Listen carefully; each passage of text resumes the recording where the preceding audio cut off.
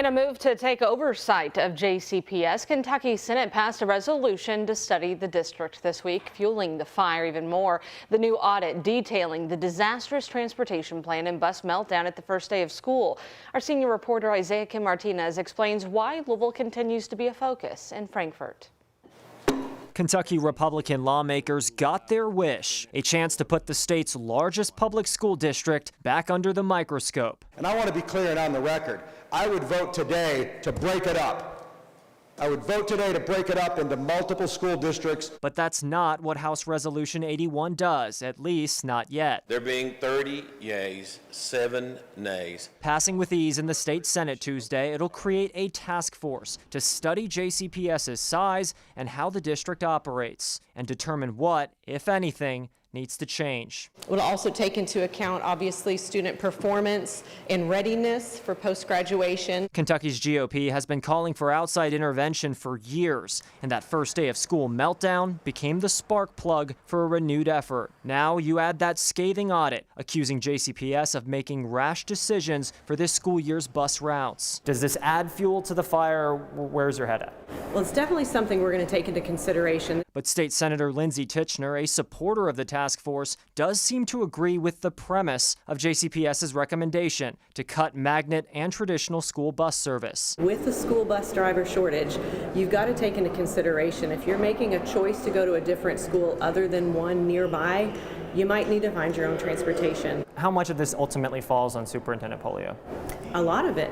It all goes up to him. Meanwhile, among the 7 no votes, Senator Gerald Neal of Louisville. It is very difficult for me to understand why individuals would not give support to a school system, but would go in to try to top down determine exactly what the school system should be doing. I asked Governor Andy Beshear what to make of several bills passing that look at changing local policies. It's clear that the supermajority has an absolute obsession with Louisville, but if that's the case, go and run for an office in Louisville.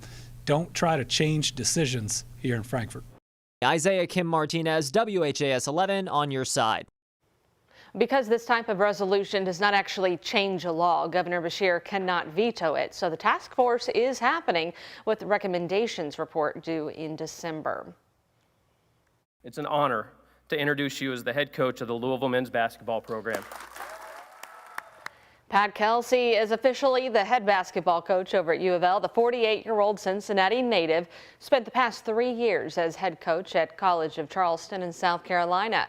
He led that team to the NCAA tournament the last 2 seasons and was named the 2024 Coastal Athletic Association Coach of the Year. During his announcement yesterday, Kelsey talked about rebuilding the culture of UofL's basketball program. This is your program. This is your program. You never have to call, you never have to ask, you want to come to practice, you just show up. This is your program. You built this. You put banners up in the rafters. I'm lucky to be the steward right now and lead this thing into the next era. So blessed to be the head coach here. L's up. Go Cards. Kelsey is UofL's second new coach in 2 years, and after a rough 2 seasons under Kenny Payne, fans are demanding results in the new era of this basketball team. Our Connor Steffen and photojournalist Aspen Hester spoke to some of those fans who say Kelsey's energy has them hopeful. After a tough few weeks, Cards fans now have their guy. And I'm willing to give him a chance. I think he's going to do good just off the cuff. And I think this guy is another guy that can come in and kill it, and don't be surprised if he does. His high-octane energy. He's not the biggest name that people will know in college basketball, but he showed today that, he is ready for the job. Serving as motivation for fans to move forward. The energy, the enthusiasm, that's great. For Hall of Fame coach Denny Crum's wife, Susan Sweeney Crum, it wasn't just Kelsey's energy. It's just a different level. But the respect he showed in his highly anticipated introduction to Cards fans. He recognized Kenny and what he did here in being a Cardinal. He recognized the other Cardinal players in the history of the program. And in spite of his youth, he knows who Denny is. So that makes me happy too. For close to an hour, Coach Kelsey spoke to a captivated crowd, a who's who of Card Nation. From former players, I just think his energy, bringing that energy, that positive energy, to former UofL assistant coaches. I know he's already hit the ground running with the portal, endearing himself to the boosters, NIL. And Cards fans, I just think he's going to be the best that we got right now. Seem ready to embrace that change. Got to bring a whole new team in. He's starting from scratch. That whole era, the NIL, the portal and all that, I don't know how I would handle it. He seems to be able to do it, so I'm excited. He's going to be working to get things at UofL back to where they need to be. In Louisville, Connor Steffen, WHAS11 on your side. Pat Kelsey signed a 5-year deal worth $2.3 million a year. That's about $1 million less than what Kenny Payne was making. Kelsey's contract also includes several bonuses like $50,000 for an ACC championship win or an NCAA tournament appearance. UofL must also pay the College of Charleston $1 million, about 1.1, for Kelsey's buyout through the year 2028. It's one of a few buyouts the school is managing right now. Chris Mack's buyout with the university was $4.8 million, while Kenny Payne's could be close to $8 million. We have not heard if they have settled for a lower amount. If you'd like to watch Pat Kelsey's announcement in full, we've got you linked up with that video on WHAS11's YouTube page. And another new coach was announced around the same time yesterday for the Kentucky Wildcats. Kenny Brooks, the former head women's basketball coach at Virginia Tech, is now the head coach of the Kentucky women's basketball team. Brooks coached at Virginia Tech for 8 seasons. His teams won a combined 180 and 82 over his 8 years.